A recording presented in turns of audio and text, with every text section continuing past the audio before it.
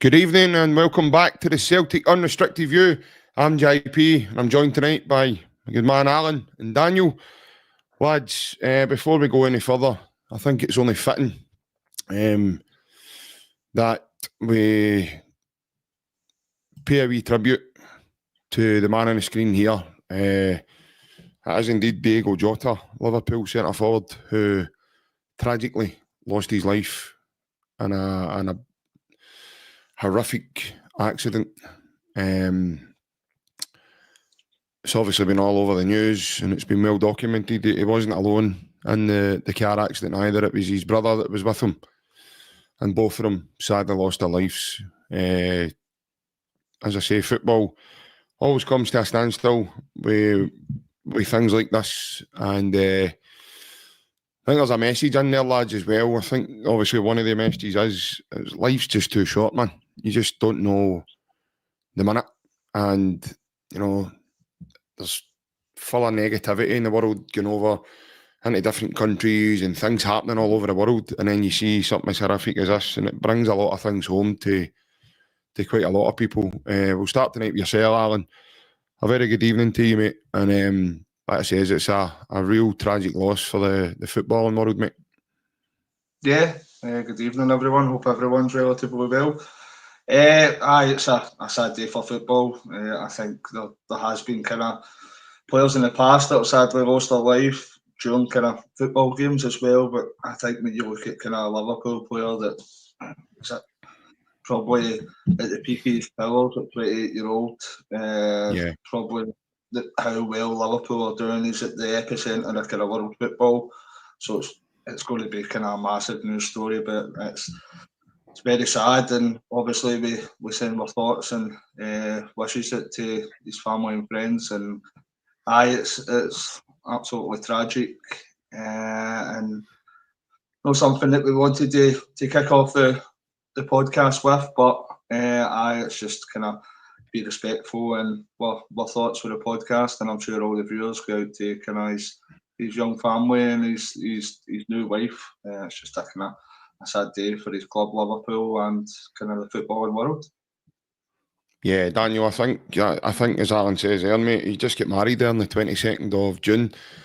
He's got 3 young babies as well in terms of children, and as I say, 2 siblings being in the one car, and obviously the accident occurs and then both of them end up losing their life, mate. It's just a tragic thing to happen.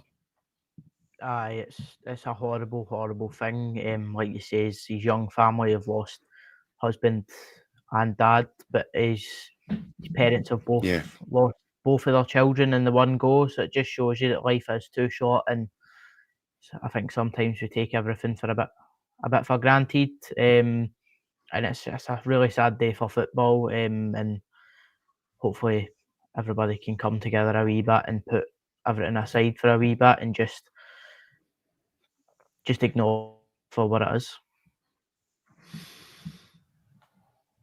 Yeah, 100%. Because I think there's a message there as well, Alan, not to take life for granted, mate, because it's probably a true saying, mate, in that nobody's guaranteed tomorrow. And I think something like this happening is a great example and demonstration to us for that message. No, definitely. You never know the minute. You kind of, I know it's cliche, but you kind of live each day as it comes, and kind of live for today and know for tomorrow. But I think this is probably you remember a lot of the kind of players you look back on when you watch kind of Christian Eriksen in the middle of the park. You're looking at kind of the likes of Mark Vivian Foe that's sadly passed away during football. Yeah. But this is another one that because it doesn't mean one life's more important than another, but because of where kind of how famous Jota is during in the football world, it's massive kind of worldwide news. And as Daniel says as well, there's kind of parents there that are losing 2 of their children. So it's just a sad day for football. And it's just we can only kind of send our condolences and wishes out to everybody that knew the 2 individuals. Yeah, 100%. Right, before we go any further, I want to address this just now before we get into tonight's episode. Myself and Daniel were on Monday night, and there were a couple of unsavoury comments that were made in the chat on Monday night. Now, I think it's been mentioned and well documented on here before that, the lads on here are all for a bit of banter, a bit of laughter, now and again, and we come on for a chat. I think everybody forgets that, we do this off our own backs. We're not attached to a company or, we do this off our own backs. So all we ask is just be pleasant. I mean, it's okay for everybody to have an opinion, and, people can have different points of view, and that's what makes it brilliant. Chatting about something like Celtic and everything else, you've got to be mindful that people have feelings, okay? And it's probably best to say that if you have nothing nice to say in that moment, it's probably best not to say anything, because it can cause any individual, a bit of mental damage. We've spoke on here, lads, about men's mental health and things, taking it seriously, and just an unsavoury comment, Alan, that maybe you weren't ready for in a moment, or maybe you weren't, depending on what mood you were in that particular moment. It just could catch you off guard, mate, and it could change your mind, a wondering, especially when we're sitting here having a chat. Yeah, no, definitely. Manners and respect don't go stent, but I don't think that, obviously we've got a lot of long-time viewers. I don't think there's been any harm meant by it, but when we're putting in comments, I think that we should maybe just a wee sentence on in case we're kind of being disrespectful or demeaning towards us. As JP says, we're not getting paid today in this. We're doing this within free time. So we love all the comments. I've been the butt of the joke a number of times, and I've got pretty hard skin, but sometimes it can be that wee bit too far. So we just ask it anybody that's putting in comments regarding an individual that's took the time out their day to try and come on this podcast and kind of do this for free. Just a wee bit of respect, but all good after that. Yes, I mean, like I say, we're all for a laugh and a joke on here, Daniel, but, when we're having a chat, like I says there, and you see maybe a comment that might be unsavoury or whatever in the corner and periphery of your eye, it can kind of throw you off your thought process and what you're actually chatting about in the moment. And then the other guys that you're maybe sitting on here with, they were looking at you going, he's no in tune with what's going on here. And so I just think, it's important to just be mindful of probably not everybody takes humour in the same way as maybe like I would do, or Alan would do, or Ryan would do, or you would do, or Big Bev, or anybody else that is represented this channel. So we can all be passionate in different ways, but certainly the way things are worded certainly has to be, thought out, in my opinion. Aye, definitely. I mean, we all can get a bit carried away at times and get a bit worked up when we're sharing our opinions, but I think sometimes we do need to remember that it is just an opinion at the end of the day, and we all do support the same club, so let's kind of keep in mind that we're all friends, basically, and that sometimes a wee comment can affect someone in a different way, even if you've not meant it that way or something like that. So it's just about keeping in mind about being respectful and stuff like that, because like Alan says, manners do cost nothing. Feel a wee bit of, just as Daniel says that there, Alan, I feel a wee bit of Sister Sledge coming here singing We Are Family. Aye, everybody's entitled to their opinion. Everybody's opinion's different, but as long as they agree with my opinion, then that's right. So that's what And I'm afraid that's all I've got time for tonight, folks. Thanks for joining us on the Thursday. Right, guys. Obviously, there's been a couple of things happened over the last couple of days since my last chat with Daniel on Monday night.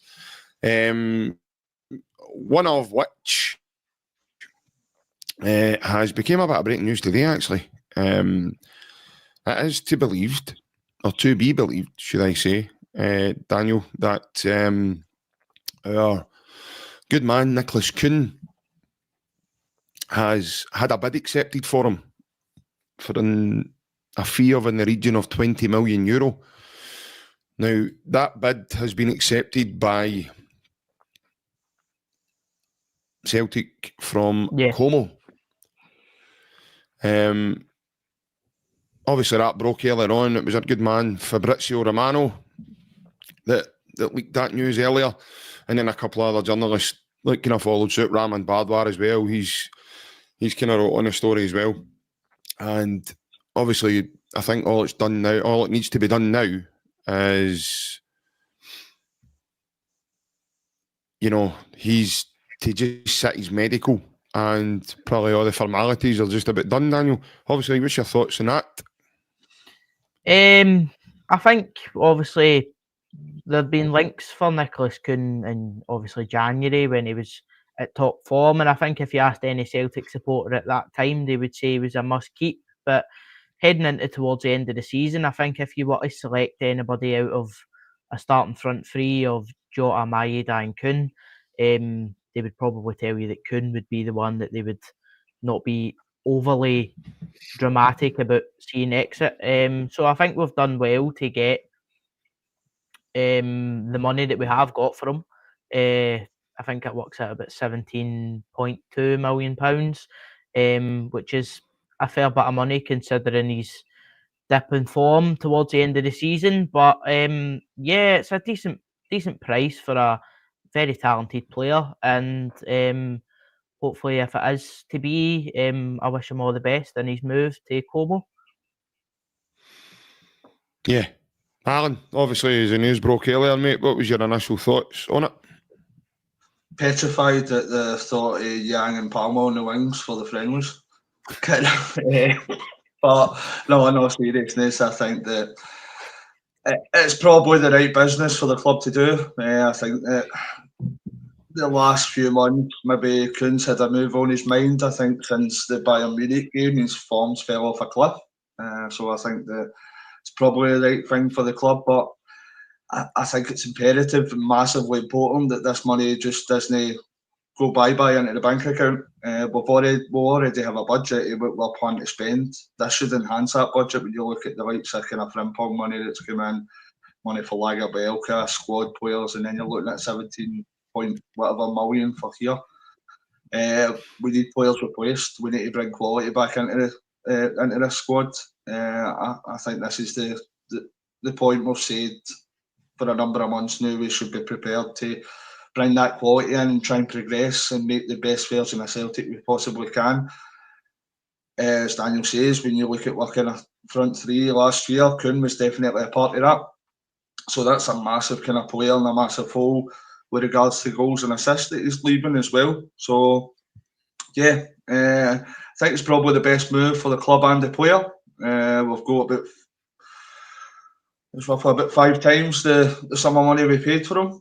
But I think it's probably time that it's the right time that he's moved on. A good bit of business for the club, but it's only good business if we're able to reinvest that and we see that back in the park. We have seen in the last number of years that sometimes we're a bit hesitant in putting a wee bit more money out there.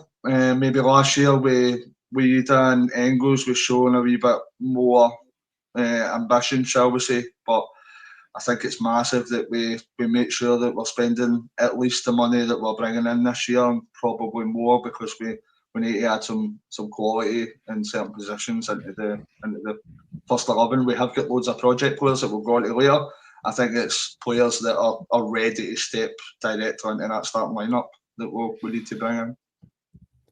Yeah, I think part of the refreshness that Brendan was mentioning about, Daniel, I think Nicolas Kuhn's been a player that I don't think it comes to many as a surprise, because Nicolas Kuhn's been the one that probably most Celtic fans and their dads and their grannies and everybody, I've always said that he's the one that would say alone if they had choices to, to pick from, just say like 3 or 4 of them.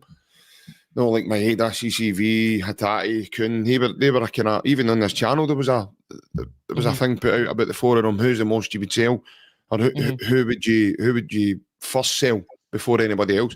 And Nicolas Kuhn came up more than once. So yeah, I don't think this comes as a massive surprise. I think, as Alan says there, there's no question last season his form does dip. You look at, I thought personally, even when he did play well, there was still levels of inconsistency in his game. But he plays in a position where you kind of get a winger that's bang on it every single game. Wingers are.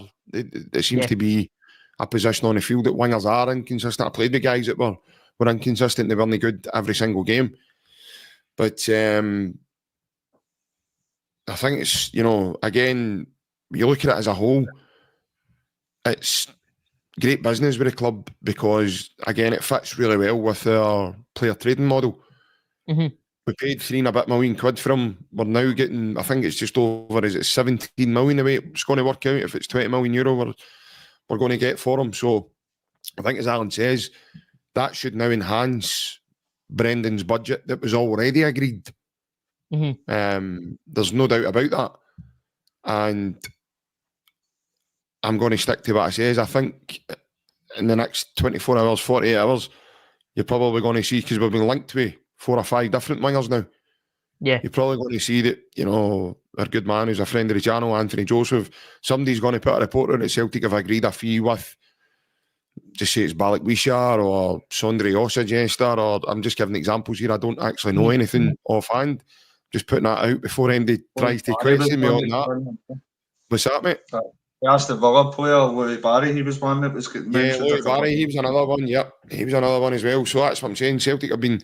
So, do you think also, Daniel, obviously you're on the business first, your thoughts, and then do you think also that this has been a plan by the club because they've known all along that Nicolas Kuhn was going to be sold on?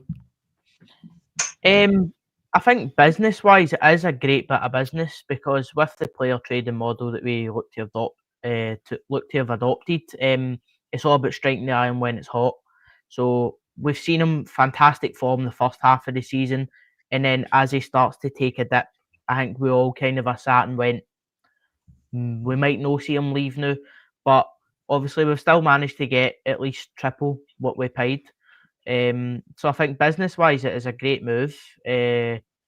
Obviously, he is one of our starters, so you would then like to see Celtic put their hand in the pocket and then go, right, we're going to... And obviously, that budget was agreed for Brendan before time, and then obviously you've sold one of your starters, so then that then increases. So ideally, you're looking for somebody to come in for a decent bit of money who has also got the ability... and that's what so far in the window we've not really seen from the club. Like link wise, we've seen, we don't know much, but from what we've seen, we've been linked with a couple of good talented boys. But in terms of signing wise, I don't think we've actually seen that. Right, he's going to be a starter. I think the only one you can argue with that is Kieran Tierney.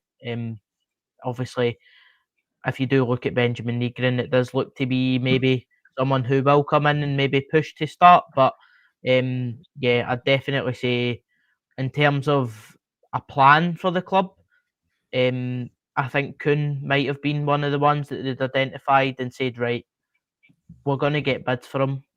Let's wait and see what we get and then look to entertain it. And I think if you were asking Celtic fans, they would be quite happy that it is Kuhn rather than the likes of your Dyson Maedas or Cameron Carter-Vickers that we could potentially see leave the club. Yeah, obviously you mentioned Daniel mentioned there, Alan, sorry, about Benjamin Negrin. We'll touch upon Benjamin as we go. I think this is just my opinion, Alan. If you look back to the Kyogo's transfer, and Brendan goes public and speaks about it, and he says that Kyogo had told him some time ago, a couple of months ago or whatever it was, prior to Kyogo leaving, that he wanted to go. Do you think there's been murmurs or chats with Brendan and Nicolas Kuhn, and and Nicolas Kuhn's representatives, who we know is obviously former Rangers player Christian Nellinger, that's his agent. I found it very bizarre when I saw a photo of him standing at Celtic Park with a Celtic scarf wrapped around him, right enough. So, talk about a confused individual. However, do you think there's been chats regarding that situation for Nicolas Kuhn with Kuhn and Brendan? Most likely. I think we could look back on his form and we could maybe point towards that maybe he was looking for that move. He played excessively well in the first half and then he kind of dropped off. But I think this is one of these occasions that the board and the recruitment team should be completely aware that there was a chance that this was going to happen. I think I'd be very disappointed if we didn't see, like you predicted, that the next few days, if we've not got somebody in with a similar level of quality, we're never going to know. We're never going to pay the kind of 17 odd million, I don't think, for another player. But we need to make sure that we're not kind of spending on projects like we've seen in this transfer window and transfer windows gone past. We could have a full team worth of projects just now that are only contributing to the first team. They're either rolled out or they're kind of frozen out. And you're looking at the amount of players that we've bought for maybe 500 grand, a million and a half, and they've just no worked out. There is a couple, obviously, we look at the likes of Matt O'Reilly, Dyson Maeda, Rio Hatate, but it looks just new because we've had that kind of success that the Celtic board are kind of we're blindfolded and throwing darts at a Dyson Maeda shaped bullseye and hoping that it's going to hit. I think the amount we're just throwing that many darts at projects and hoping that it's going to be. I know that these guys behind the scenes, but we've said a number of times in the podcast, right? I know the likes of HAYATO, I know the likes of Barkas, but usually when you spend that kind of top dollar, when you spend that wee bit in anything in life, if you spend that money, you usually get what you pay for. That's the way of the world. You usually get, if you spend that little extra, then you usually get a better product, a better player, or whatever that may be. So I think, as Ryan said on those comments, I think that we've got far too many projects at present. I think there's another couple that's come in. I think now with this transfer window, some of it's been good, some of it's been very disappointing. I think this is the time that we need to kick on and start bringing in quality that's going to get into this first team, because I think that's what's needed. There's that many players that are around the periphery and not really impacted. So I think when you're looking at players that we're bringing in from now to the end of the transfer window, I think that these need to be players that we're expecting to go directly into that starting lineup. Yeah. I understand what Alan's saying there, Daniel, in terms of wanting guys to come in and really challenge the first team. I personally think the squad needs a wee bit of experience in there beside it as well to help some of the younger guys, as Alan says. We've got a couple of projects and some would argue even Callum Osmond's probably there, but I don't. I think I see it a different way. I'm actually quite excited about that signing, to be fair, because of what I've now read about him, what I've now heard about him. So I'm looking forward to seeing, and you see the way he handles himself in an interview right away with Celtic TV. You can see he's buzzing, Daniel. He's got that energy about him.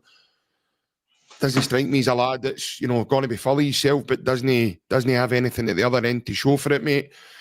There's an interesting comment here, Daniel, obviously, just to get your thoughts on that side of things as well, from Big Rab, who's obviously a long-time watcher of the channel.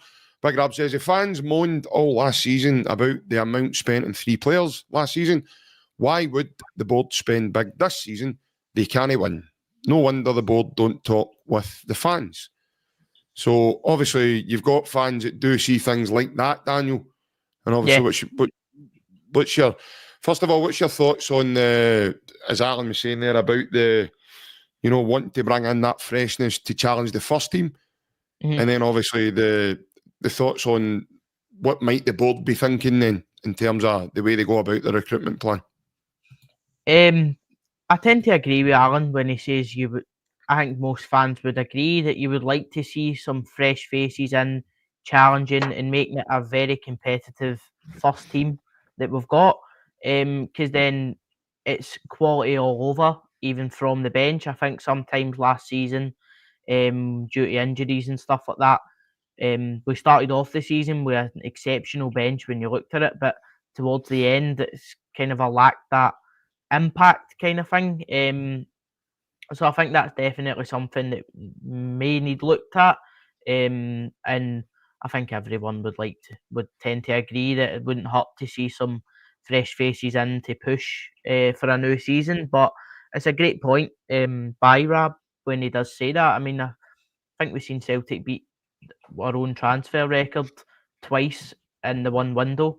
And then obviously there was a lot of complaint about how we've not spent enough. I think to initially start off, we did see those two signings that broke the record, and we were like, right, what next? And then when we didn't get that, it then became, well, what's going to happen now? And then obviously, I think towards the end of the season, the impact of that led on, and then we've obviously seen that, right, maybe we do need to spend quite a bit here. And it doesn't need to be go and splash a lot of money on a lot of players. They can build up. Do you know what I mean? Like, you could go and look to spend like 5, 6, 7 million on at least 2 or 3 players rather than break the transfer record every time. Do you know what I mean?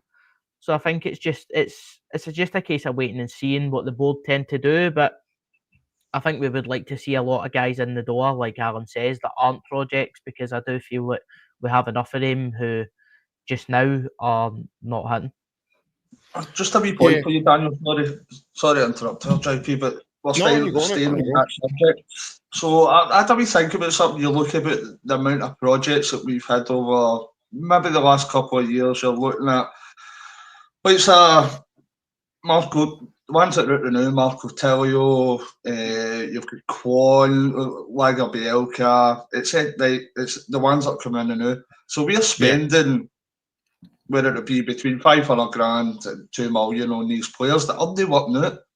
Yeah. So see if we were wise with our money, would it not be better refraining for getting the projects and spend that wee bit extra that might have got as a Kvitsgarden, might have got as a Sterling? Are we being wise for that money at present? Are we wasting a hell of a lot throwing the darts at a board? Because there's a lot of them that aren't working out. But that $1 million that we paid for Quan, would that maybe have got us Kvitsgarden in January? Who knows? Yeah. Is it better to maybe add that to when we're seriously investing? It's just a wee thought, because it seems to me, I know that we're paid 3 million, 3.5 for Kuhn, and we're recruiting 5 times that money, so we can't exactly criticise the people that are bringing in certain players, but it seems to be maybe 1 out of every 10 that we're getting at. So when we're spending that little amount, like we're going to probably go into this Japanese player, is it really worth that gamble? Should we really be putting more money in towards the bigger players and add that wee bit extra into the transfer fee, and that gives us a better starting lineup? Just a wee thought that I was thinking about. You guys think? No, I can understand where you're coming from with that, Alan. Obviously, you could relate that to Adamida. Celtic went and they paid. I know they had to pay over the odds because he never had a buyout clause in the deal for the loan deal. So we had to then go and go back round the table and try and negotiate with Norwich. So Celtic went and they paid the 9 million last season. I think as Big Rab was saying, I think that's obviously one of the signings he's alluding to in his comments here. And the fans are now moaning about Adamida. And they're saying that he needs to do more and he's not done this and he's not. There's also Celtic fans. We paid 11 million quid for Arnie Engels. And Celtic fans aren't happy with him. But then you can go back to the kind of Vasias Barkas and Albin Ayeti, and they paid big money out for those guys. And at the time, that was probably the most Celtic had spent on it, and especially on a goalkeeper. Celtic don't tend to spend that amount of money on goalkeepers. So I think it's one of those ones. I think we're, where we are in the football chain and everything else, that's why our football model is the way it is, because it's more suited to go and get guys cheaper, develop them, and the perfect working examples of that, especially recently, it's guys like Matt O'Reilly, Dyson Maeda, Rio Watati, Probably Diogo as well. I mean, we sell Diogo for 10 million, we bought him for 4. So, big O. I can't believe there's one I know. It probably didn't do that well with Celtic. However, we still managed to go negotiate a big fee. And now he's looking to be going to, I think is it Feyenoord or something, for some of the reasons of double figures. But there's a wee comment there. Obviously, before we move on to the next point, from AL on the YouTube, he said, Osman's never played a minute of professional football. How can you be excited by him? Well, fairly easy. Fairly easy. I know what you're saying in terms of he's never played from the Fulham first team, but he's played his development football. And he's played against a lot of top academy sides. But when a guy like Craig Bellamy does a chat about him, and, you know, the word is from Tosh McKinley that Craig Bellamy is a man that helped to facilitate this move in the first place by ringing his old club and saying, look, I think I've got a good one for you. He's not played in the first team. And he's tried to get Celtic to go there first because he knows obviously Celtic are in the market for a centre forward. But when you're hearing the things that these guys are saying, it's quite easy to go, oh, right, okay, I'm looking forward to this, because you're hearing some good things. And what is it he says in Still Game? That's got to get your plums going. That's where things like that, that's what get me excited. But I love football, so things like that get me excited, Daniel. I don't know about you, mate.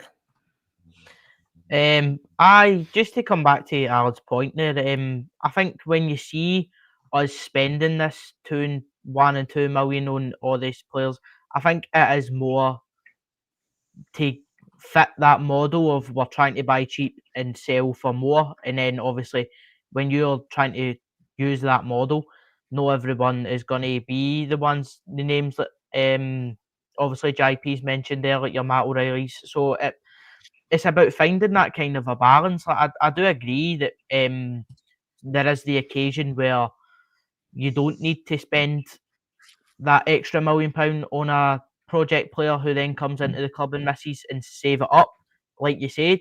But it's just about finding that balance, mate, which sometimes I think it can be quite hard to do. But then that comes to scouting. Is enough attention being paid that when you look at them, you can go, right, 100%, if we get this guy in the door, we can make him something special. But just your point there, JP, about Callum Osmond, I think the media hype around him just now is something that can't be ignored. Obviously, he's not played in a first team, so I don't know how much of an impact we're going to see of him straight away. But hopefully he is one of the more... sorry, my thought processes went right out the door there. Hopefully he is one of the... He's one that can really kick into it, and I'd imagine you were going to say he can really shine a light on us. Aye. Hopefully he is one of these guys that we've mentioned before that we've managed to get for a bit of a lesser fee, who then comes in, gets coached by Brendan, and then Dead's kick on and shows us what he can actually do, rather than fading away into one of these project players. Yeah, Alan, in terms of Osmond, we've seen these transfers through the years as well, especially in Brendan's both spells now. He done it with Moussa Dembele, Patrick Roberts went through Fulham as well. You know, we're hearing this is a cross-border thing as well, so I don't know, mate. It's something, maybe, I don't know, maybe it's just me, maybe hearing Bellamy and hearing like Tosh McKinley talk about him and hearing a couple of other things and reading things about him. Maybe it's just me, mate, but I really think Celtic have struck there before, because they're no silly there. They know as soon as he goes into a first team, likelihood is he's going to do well. So therefore, it would have been a lot harder to get him had he played even 10 games for Fulham. But he's not even played one, so it becomes easier to get him, because you heard Brendan's interview the other day about him. He's looking to get into a first team to be given that opportunity to more or less showcase what he can do. I think, first of all, we just need to be realistic as fans. See whoever's saying that this is going to be a good player, this is going to be a bad player. Nobody knows, right? The line, whoever's saying that, unless you've got an in-depth knowledge that you're going to see Fulham young boys, whatever, every week, then most players that we bring in, we're not going to know them. We only can go on the evidence that we are provided. So we look at their profile, we look at what clubs they've played for, we look at their stats, basically, how many assists, how many goals, their defending stats, etc. So nobody's going to know until we actually see them. That's the market that we're in. It's not as if we're going for players that are playing for kind of top 10 Premier League clubs every week. We've no get a great deal. You can refer that as well to kind of the likes of Negrin. His profile looks very good. It looks exciting. It looks positive, his profile. The evidence that we've been given. And I'm not one of these ones that looks on kind of YouTube clips, because for me, you look at YouTube clips and it could make anybody good. I think Kundai Benyu looked like prime Cristiano Ronaldo when we looked at YouTube clips a few years ago, and how did that one work out? So I think we just need to realise that a lot of this is guesswork in regards to the fans. I think in regard to Osmond, I think his profile looks decent. He's getting obviously compared because of the Fulham thing with Moussa Dembele, but people forget that Moussa Dembele played, I think, about 40 odd games for Fulham before he came to us. So his profile and his pedigree, where he's learnt his football, how he's been playing youth football, it is a gamble, but it looks like a calculated risk. It looks like he's came through a system that usually produces decent players. So it is. I'm all for the likes of kind of Osmond and Negrin, because when you read into the evidence that we've got at present, I can't say if they'll be good or bad, but it looks as if it's leaning towards they might be decent. Whereas we look at, on the other hand, with my personal opinion, with the Japanese boy that's come in, I just, for the life of me, can't understand why we're doing this. It's honestly, it's just the mind boggles.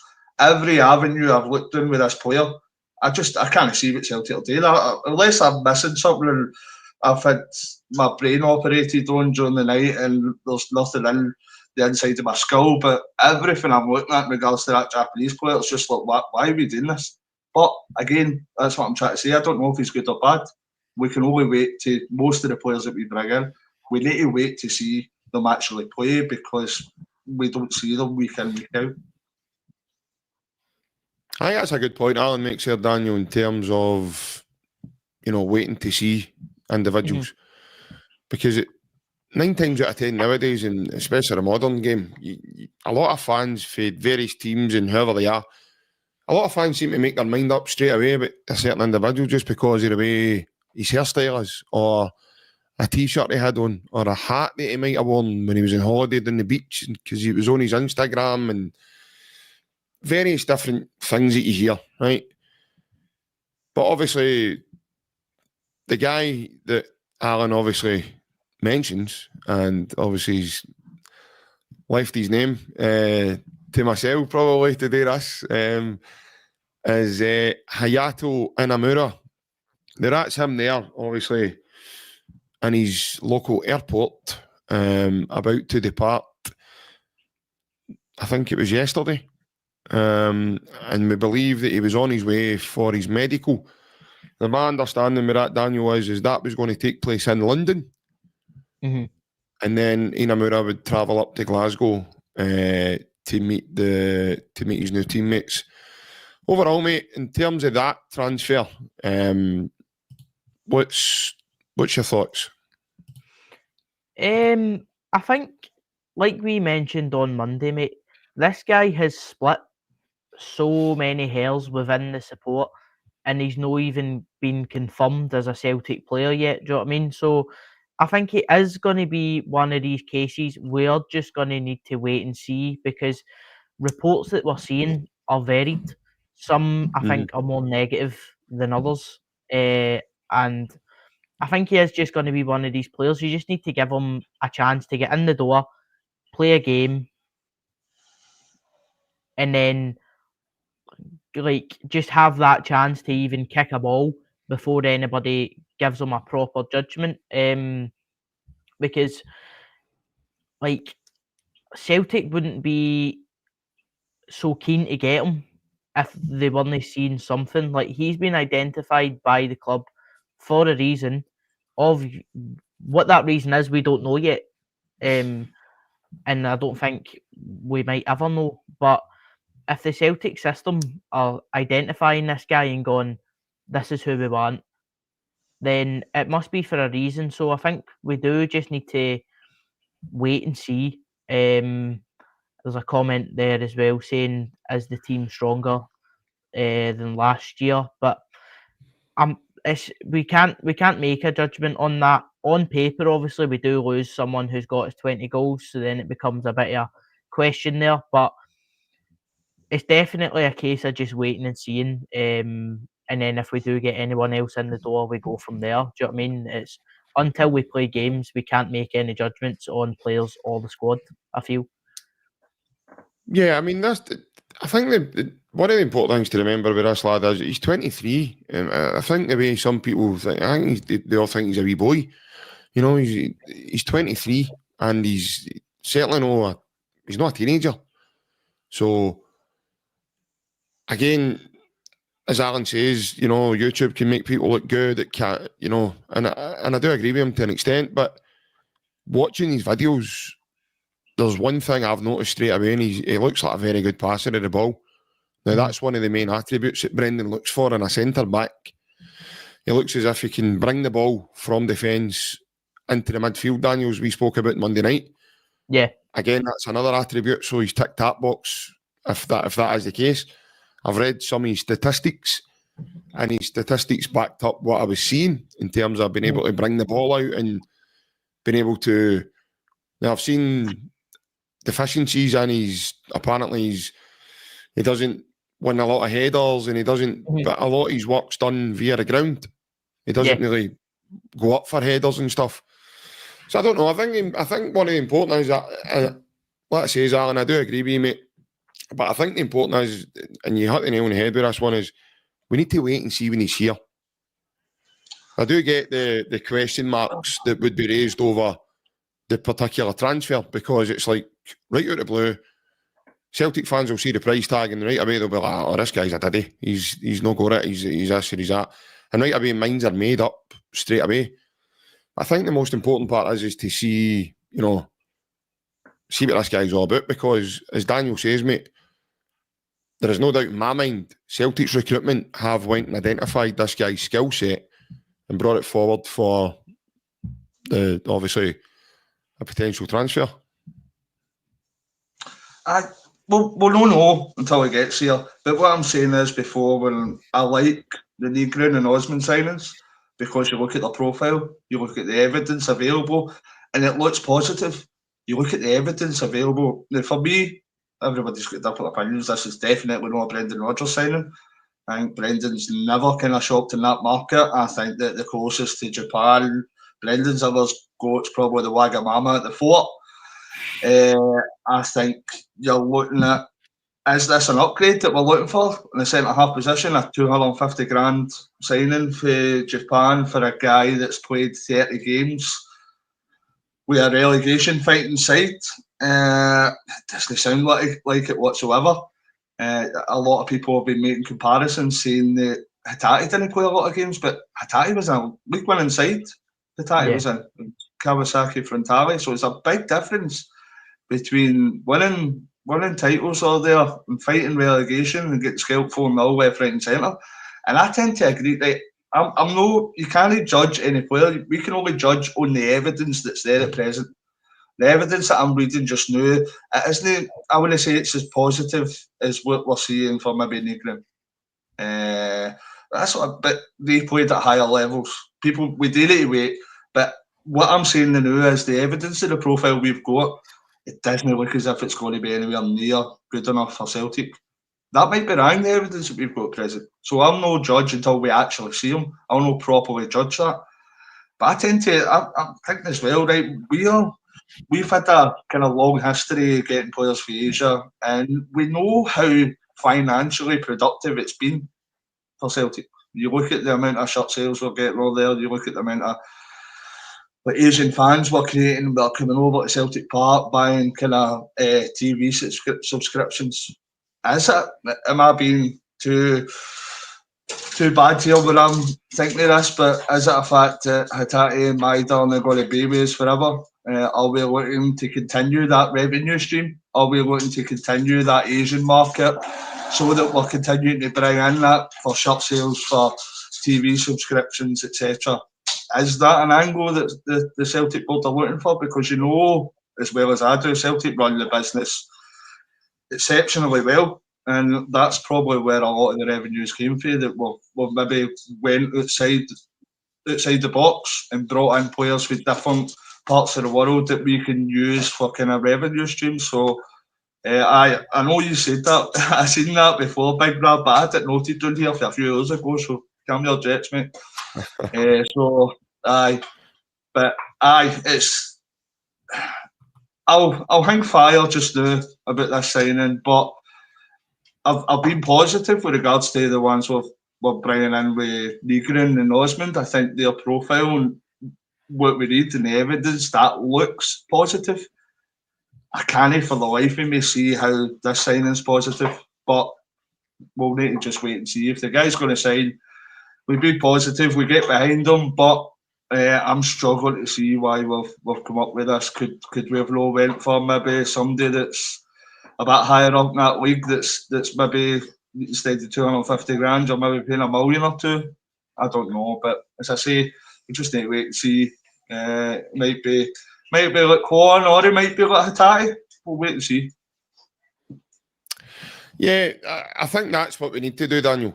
First and foremost, I think we need to wait and see, like any of our new signings, because like Alan says, we're all getting excited about Benjamin Negrin, and Brendan has touched upon. You could look at that a different way as well. Right away, Brendan touched upon, he made a move earlier in his career and it never worked out. So, you know, that's happened to him, as much as we all think that, you know, he's going to be a good one. Yeah. I think it just, different clubs suit different players, and certain transfers for me are all about timing. You look at Scott Sinclair as well, Daniel, it looked as if his career was over down in England. He came up here and just sparked to life. So I think working with different people around about you, different things, different ways of doing things, can reignite anybody. But what I do have full belief in is, and I said to you Monday night, Brendan Rodgers makes players better. Yeah. And he's been synonymous with it. His full coaching career up to date. So I've got full belief, mate, that Brendan, along with bringing players in, bringing new players to refresh the squad and everything else, I firmly believe there'll be players at Celtic who maybe the fans maybe don't expect, and one or two of them will start getting better as well, mate, as well.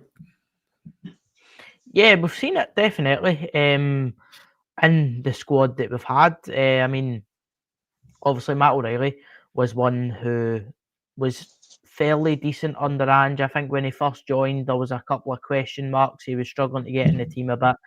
And then Brendan Rodgers comes in, and Matt O'Reilly sparks into life and becomes this unreal football player. And then obviously we've seen it with Kuhn for the first half of last season. So I definitely do feel that we could see in some players that are already here. But absolutely, Brendan, it's been well documented how good Brendan Rodgers' man management is. That seems to be speciality. And just as a coach, he just seems to be one of these guys who knows how to get the best out of someone. Like you say, if they've not had a good spell at a previous club, they come to Celtic and Brendan Rodgers goes, right. Can we address this? Look, right, it wasn't meant. People saying that our old mice there. Sorry, boys.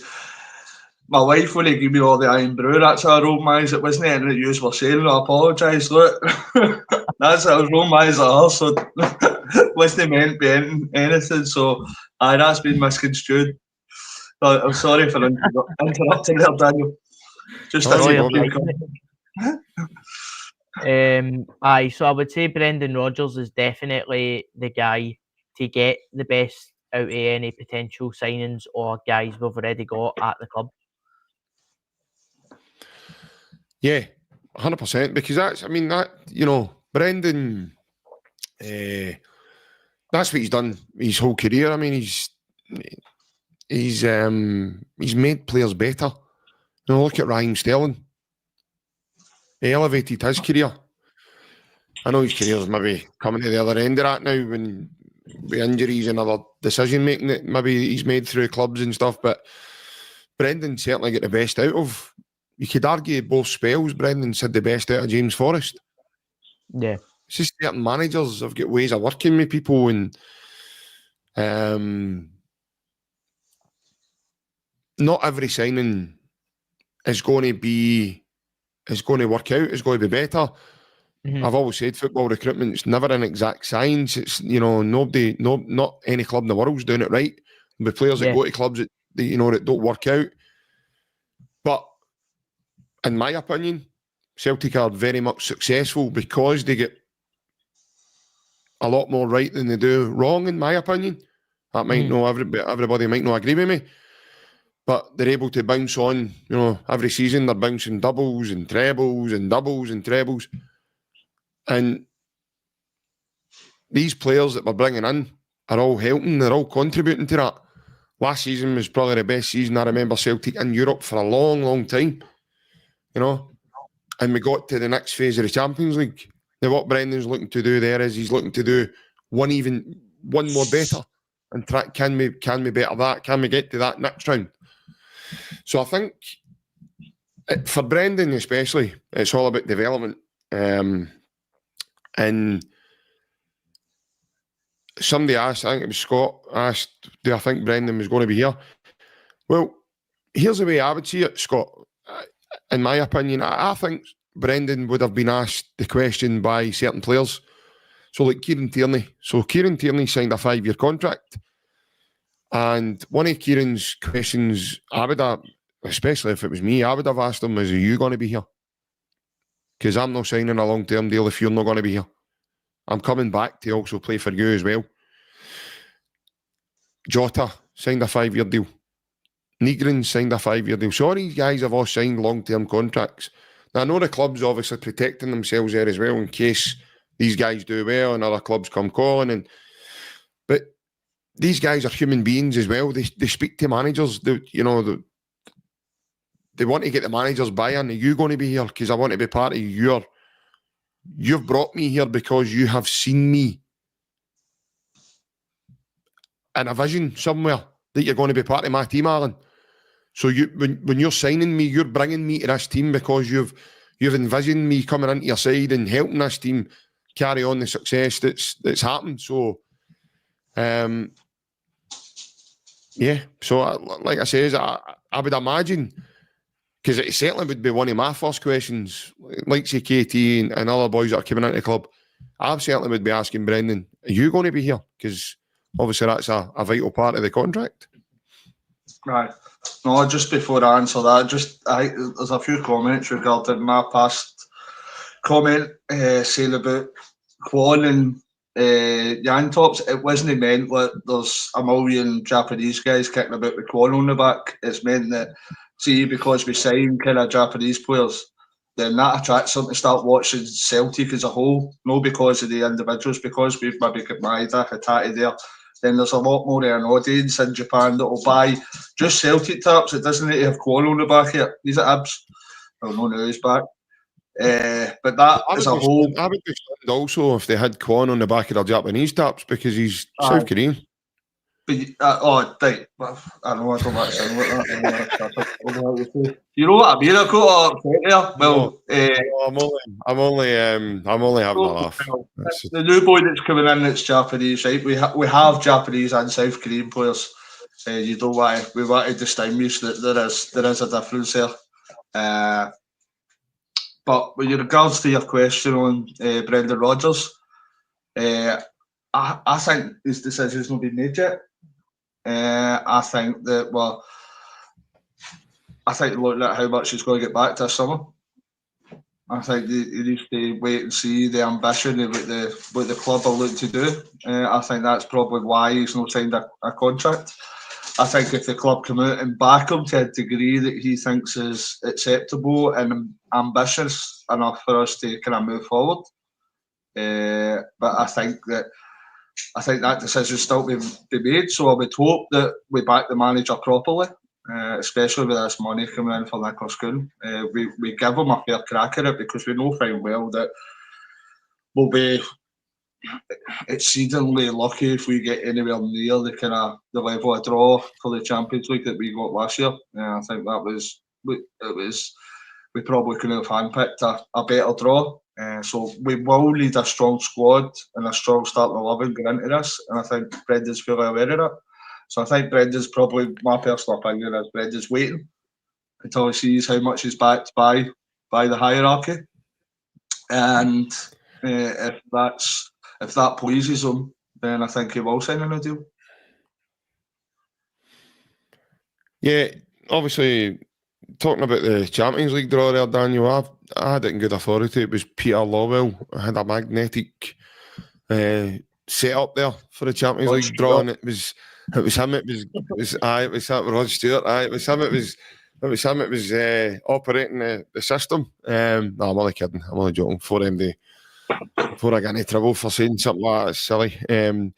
But Daniel, obviously, your own thoughts here regarding Brendan, mate. Obviously, as we are all aware that Brendan's not signed his new deal. Alan obviously has his thoughts here about Brendan's waiting to maybe see what the board are going to do in terms of backing him for this summer window and moving forward. But in terms of yourself, mate, where's your head at with this one? I think with Brendan Rodgers as a whole, it does come down to what we're doing in Europe, because domestically he's got nothing left to prove. I feel he's won a lot. Obviously, he would like to keep going, like he's previously said. He would like to keep winning and moving forward. But I think the big factor for if he stays or if he goes is what competition we land in this season, and obviously look to get into next year.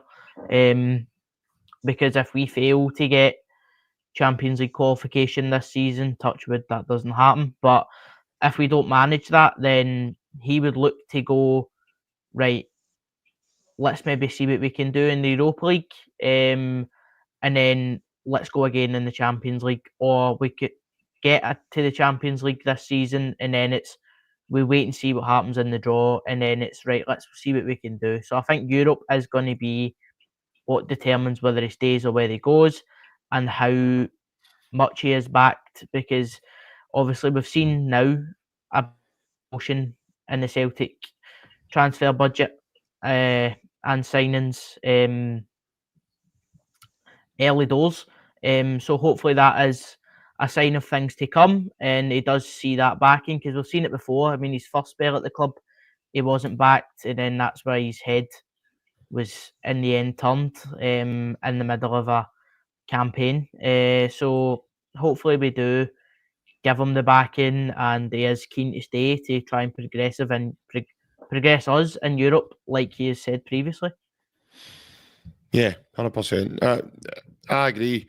I think obviously Celtic have outgrown Scottish football. I think that's where we are just now, and we're all about building blocks now, try to do well and get to the Champions League.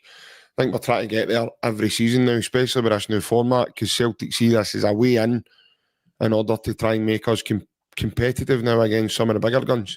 So, and if we continue to do that, then I firmly believe that we will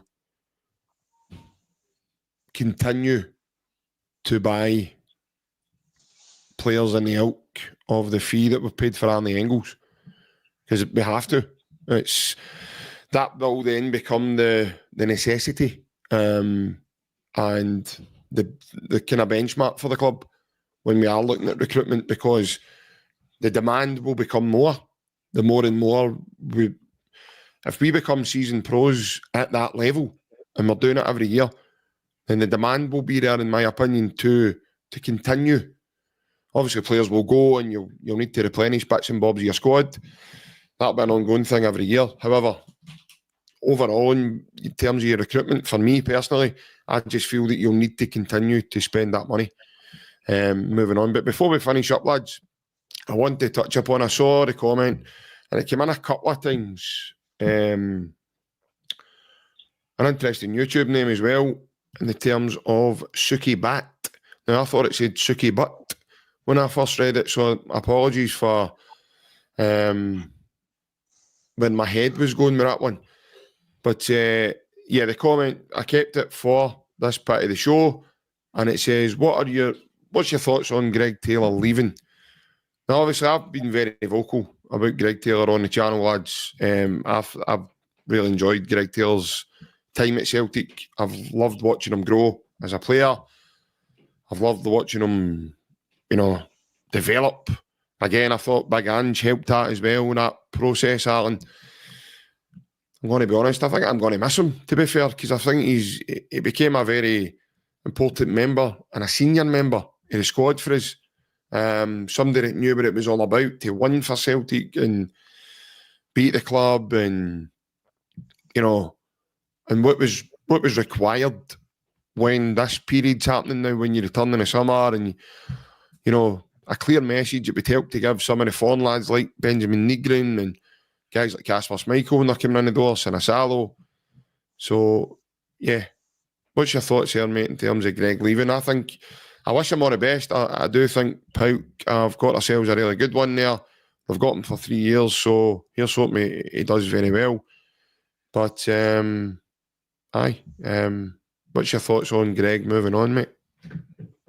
No, wish him all the best. I think Greg was a great servant for the club. I think he done fantastically well domestically. Whether he's up to that level to kind of step up, we've seen a few times, maybe in the Champions League or against kind of higher level opposition, is maybe been found out more. But that's not a slight on his game. We bought him for Kilmarnock for £3 million, £2.5, £3 million or whatever it was. For that kind of money, he's seen off other kind of left backs that have come into the club. He's done well. He's always been that kind of 6.5, 7 out of 10. I think he's always pretty reliable. But I think if we're looking to progress, I think there's maybe certain areas of the team that you'd look at certain positions and go, right, we could do with an improvement, maybe at left back.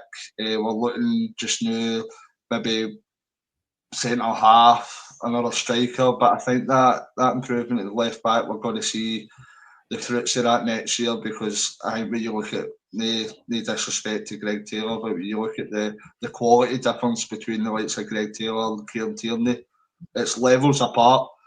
But again, I'd just like to kind of thank Greg for his time at the club, because I wouldn't have seen much bad about Greg Taylor. I wasn't his biggest fan, but I still believe that throughout that time we had a very successful period with winning numerous trophies, and he was a massive part of that. So again, I just like to echo what you say, and wish him all the best at his new club. I think it's probably the right time for the player and the club that is moving on just now, and he'll be remembered kind of semi-fondly, shall we say. Yeah, I get that comment there for Scott, and I've seen millions of comments similar to that. Obviously, Daniel, when a lot of Celtic fans, pretty much the same, I think they'd be happy with him, especially domestically, but then in Europe they were saying he was found out and he wasn't up to the level. But you could throw in the argument as well that Celtic overall as a team haven't been up to the level then in Europe. Because if you're just going to single-handedly pinpoint Greg out for that, then you could add, I don't know, hundreds of players to that list that's been through the years with us as well. Yeah, definitely. I'm not going to sit here and kid on. Anybody that knows me knows my opinion on Greg Taylor. I think he was just one of the players. Under Ange, everybody loved him because I think Ange's system was designed to get the most and the best out of him. But when we did see that change to Brendan Rodgers' team, Greg Taylor then became a bit of a sore spot for us, especially in Europe. I mean, we've seen teams targeting that left-hand side repeatedly, and it's not only him. It was that whole left side of the fence became a target area. So fantastic servant, and I do believe that Pauk are getting a good player if they can get the best out of him. But yeah, I'm not going to sit and laxwarico Daniel, a bit on. See, you look at the first goal against Bayern Munich that we conceded. Does Kieran Tierney let Elise get a shot away like that? I don't think so. I think that's just the step up quality at that level. It's not a down. You're playing against some of the best players in the world against Bayern Munich. It's no a slight on Greg Taylor, but I think there's just that wee bit of quality that we could maybe progress towards. And I think when you look at the quality we've brought in Kieran Tierney, I think that's probably what we're looking for. But I wouldn't say much bad of it. But Greg Taylor, to be honest. Yeah, definitely. I'm not going to put the guy down. I mean, he's a professional football player for a reason, but I think it is just does come down to if you put Kieran Tierney and Greg Taylor up against each other, I think 9 times out of 10 you're going to pick Kieran Tierney. So it is just about that replacement and that upgrade that hopefully we can see. But all the best to him. He was a great servant for the club in his time that he was here, and they won multiple trophies. So all the best. But for me, it was one of the ones that I'm not going to say I was happy to see him go, but I definitely won't lose sleep over it. Put it that way. Yeah, listen, there's no doubt, Pouk. I've got ourselves a good one there in my opinion. I think he's not just a winner, but he's that's priceless in football because it's one of the hardest things to do in football. And he takes that experience over there with him as well. He's also a standard setter, and his fitness level is incredible. So that's the thing as well. I don't really remember Greg Taylor being injured that much in his time at Celtic over the 6 years. So his consistency in terms of being ready and available to play football is going to be massive for Pouk. And like he says, lads, we do wish him all the best. Right, that's all we've got time for tonight. Cheers, lads, for coming on and having a chat with us. Magic. Daniel, same to yourself.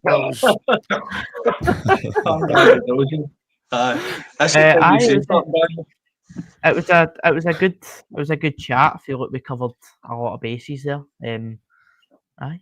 Thoroughly enjoyed it. Bring back Lewis Palmer.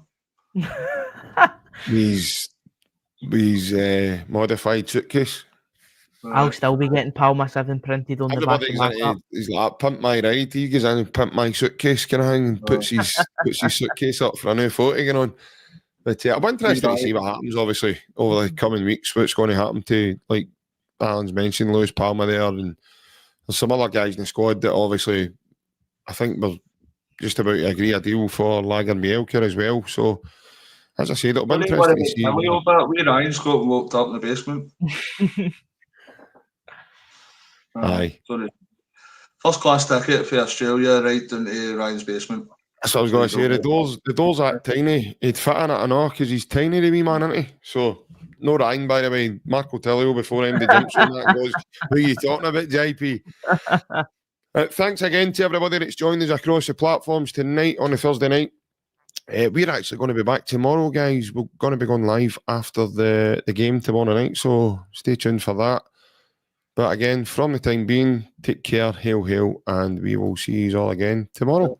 Bye-bye.